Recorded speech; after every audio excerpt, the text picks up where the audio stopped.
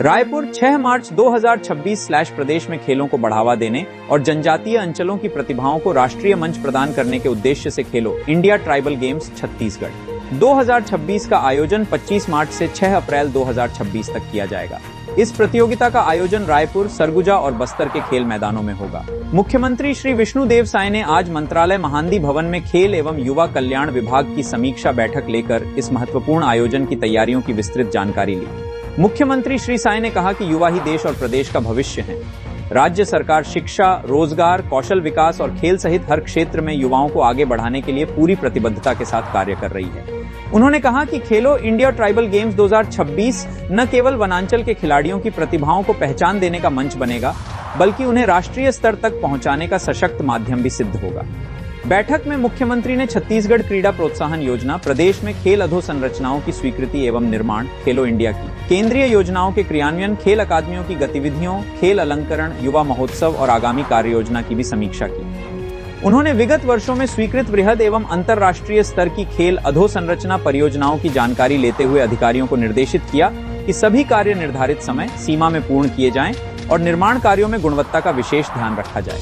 उल्लेखनीय है कि भारत सरकार द्वारा प्रथम खेलो इंडिया ट्राइबल गेम्स की मेजबानी छत्तीसगढ़ को प्रदान की गई है। इस आयोजन में कुल 7 प्रतिस्पर्धात्मक और 2 प्रदर्शनात्मक खेल आयोजित किए जाएंगे। रायपुर में तीरंदाजी, फुटबॉल, हॉकी, वेटलिफ्टिंग, स्विमिंग और कबड्डी डेमो, सरगुजा में कुश्ती एवं मलखम डेमो तथा बस्तर में एथलेटिक्स प्रतियोगिताएं आयोजित होंगी। इस प्रतियोगिता में देश के लगभग 30 राज्यों से करीब 2500 खिलाड़ी और अधिकारी भाग लेंगे।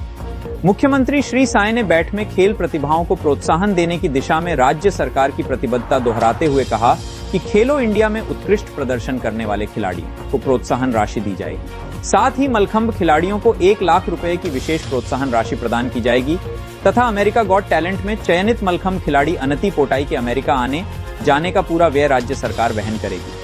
मुख्यमंत्री ने कहा कि बस्तर ओलंपिक में 1,65,000 से अधिक युवाओं की सहभागिता इस बात का प्रमाण है कि छत्तीसगढ़ नक्सलवाद से मुक्त होकर शांति, विकास और सकारात्मक परिवर्तन की दिशा में तेजी से आगे बढ़ रहा है। जनजातीय अंचलों में खेल प्रतिभाओं की अपार संभावनाएं हैं और राज्य सरकार इन प्रतिभाओं को पहचानकर उन्हें आगे बढ़ाने के लिए निरंतर प्रयास कर रही है। समीक्षा बैठक में उप मुख्यमंत्री श्री अरुण साव ने कहा कि आने वाले समय में बस्तर और सरगुजा अंचल में भी ओलंपिक स्तर के खेल आयोजनों के माध्यम से राज्य की पहचान राष्ट्रीय स्तर पर और मजबूत होगी। बैठक में मुख्य सचिव श्री विकासशील, मुख्यमंत्री के प्रमुख सचिव श्री सुबोध कुमार सिंह, सचिव श्री राहुल भगत, लोक निर्माण विभाग के सचिव डॉ कमलप्रीत सिंह, खेल एवं युवा कल्याण विभाग के सचिव श्री यशवंत कुमार और संचालक श्रीमती तनुजा सलाम सहित अन्य अधिकारी उपस्थित थे। माननीय मुख्यमंत्री विष्णुदेव साय जी ने कल लोक निर्माण विभाग और खेल एवं युवा कल्याण विभाग की विस्तृत समीक्षा की। समय समय पर सभी विभागों की मुख्यमंत्री जी समीक्षा करते हैं। उसी क्रम में यह समीक्षा हुई, विस्तार से विभाग के कामों की प्रस्तुति मुख्यमंत्री जी के समक्ष हुई है और निश्चित रूप से हमारी सरकार बनने के बाद लोक निर्माण विभाग के कामों में गति आई है। आज पूरे प्रदेश में सड़कों के मरम्मत का, निर्माण का काम, नवीनीकरण का काम तेज गति से हो रहा है। लगातार सड़कों की स्वीकृति मिल रही है, टेंडर की प्रक्रिया हो रही है। आने वाले समय में छत्तीसगढ़ में सड़कों का जाल बिछेगा। कुछ नई योजनाएं भी हमने बजट में लाई है।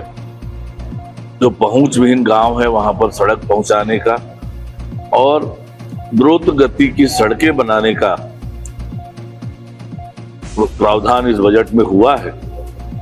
मुख्यमंत्री जी का भी स्पष्ट रूप से निर्देश है कि गुणवत्ता से कोई समझौता ना हो और समयबद्ध तरीके से काम हो, अनावश्यक रूप से कामों में विलंब ना हो। कैसे हम काम को तेज गति से पूरा कर सकते हैं उसके लिए प्रयत्न होना चाहिए और गुणवत्ता युक्त काम हो ये सुनिश्चित करना चाहिए।